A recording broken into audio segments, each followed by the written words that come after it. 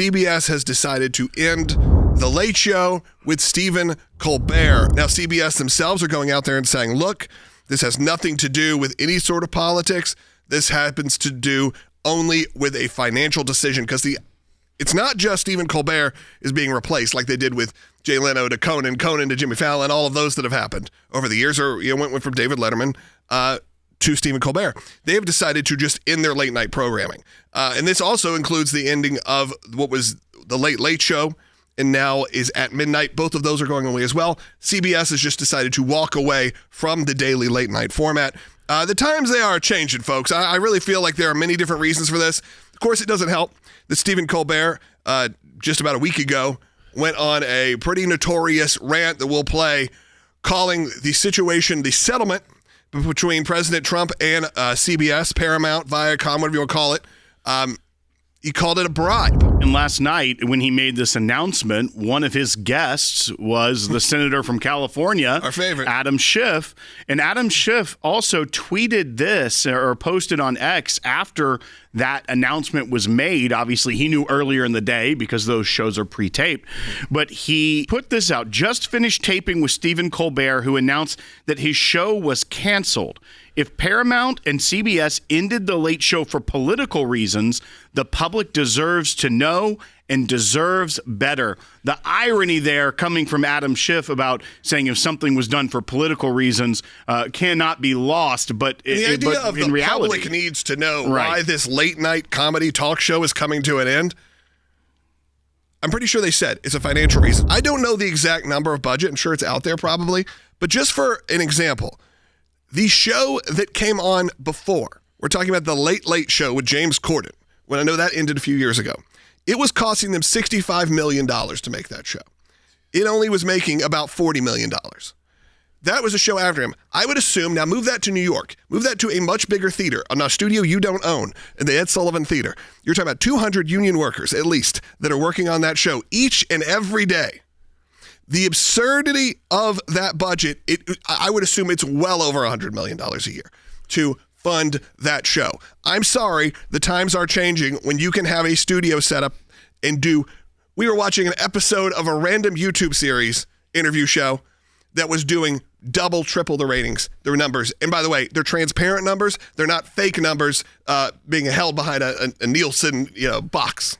The company is saying it's financial decision, but they're going to try to spin this. We already saw what Adam Schiff is saying, like that America deserves better.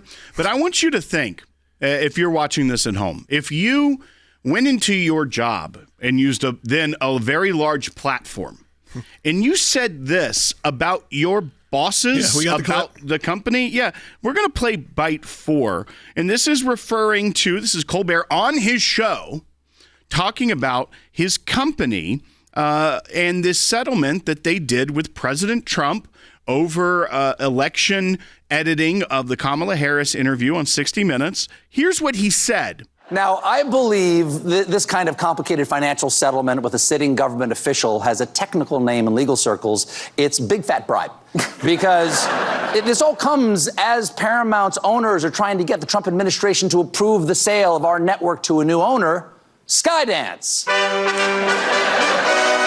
I mean, these are publicly traded companies doing large financial transactions. And that, by the way, is a very small portion. He pushes it very hard, says that they should have gone further. They could have won. Well, but let's hear about this. Okay, first of all, you're selling your company. Right. So they could have, these are corporate decisions. They are not political decisions. So they were just thinking, you know what, we've got existing lawsuits. Which ones can we wrap up that will not affect, that will make it easier for us to sell and finalize a deal? So they were already on the way out. So this idea that these companies are there to protect, all of his right to get, millions of dollars an episode so he could have his 8 minutes that is forced broadcast into your home, like you're talking about with these ratings, instead of having people choose. If with as big of a platform as he is, no one's crying tears for Stephen Colbert. He, out of those budgets too, when you talk about $40 and $60 million a year, a lot of that budget is their salary. Yeah, a lot of it's going to him. I mean, I bet Stephen Colbert had to be making over $20 million a year. I would assume so. I'd just look that with up all the different, or somewhere around there. And so if the show itself is only, they're all running in the red. they're all self-promotional shows. I think that what we got back to is these people get put up on a pedestal. It's made for Comedy Central kind of television. If that still exists, either way, it's kind of meant for me. I just don't think television is what it but was. If you want to let Stephen Colbert do what Stephen Colbert's good at, which is kind of being a smart aleck liberal, put it online. Yeah. There should be an audience for it. It should be a big audience. There's millions of people who do watch his show. I don't know that I need to watch him interviewing Jack Black about a movie for kids. And I think that's where we've lost it in the format side of it. Not that there's anything wrong with either of them, or that they can't do their job. Well, I think there's a very good chance you see him stay with the company. If you look at his announcement yesterday, when he actually did finally make his announcements, all of a sudden CBS is his best friend. They've been a wonderful partner. I'm very sad, but they've been wonderful. Why? Because I have a feeling if I was a prognosticator, that you would say there's a good chance he stays within the company of CBS. They're going to cause enough uproar. And where does he land? Back at Comedy Central, back at The Daily Show when Jon Stewart decides he's done. That's just my theory. That's just, I think, where we're headed. But I do think these budgets got out of control. And I think also when you are even if you're number one, and look, we've seen this with Tucker on Fox News.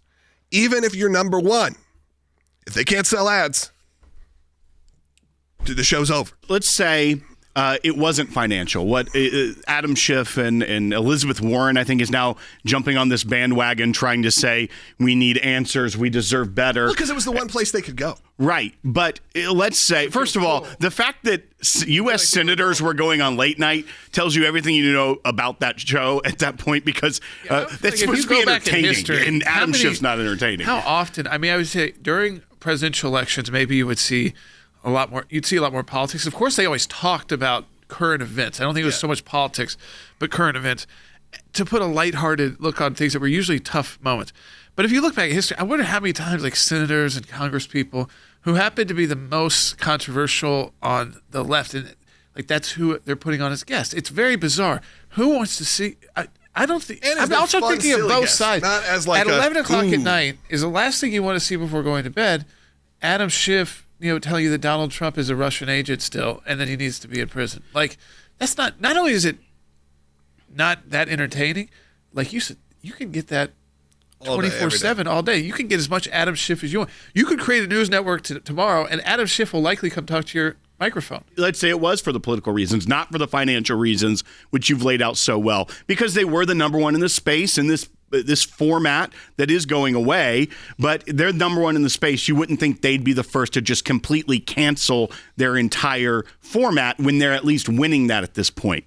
Here's what's crazy to me is that what Stephen Colbert just did to all those employees that you mentioned, that there's 200 union workers on this, there's jobs and people's livelihoods at stake, because he decided to go out there and say his company was taking a bribe. He also said, I know you said after the fact he was more speaking highly of them, but on his show he said, I don't think there's anything CBS could do to restore my trust, and then made a joke, well, maybe $16 million, as if he wasn't making enough money.